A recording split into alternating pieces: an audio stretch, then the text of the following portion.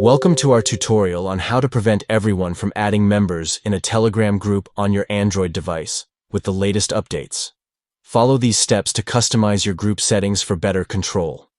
To get started, open Telegram on your Android device and navigate to the desired group chat.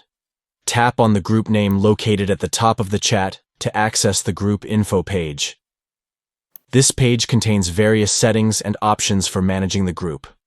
Next, tap on the pencil icon at the top right corner of the screen. This icon allows you to edit and customize the group settings according to your preferences. Select the Permissions option from the menu.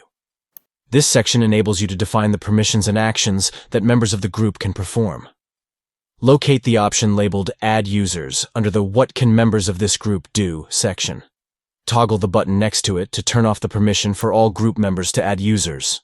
By following these steps, you can easily prevent everyone in the Telegram group from adding members, ensuring better management and control over your group.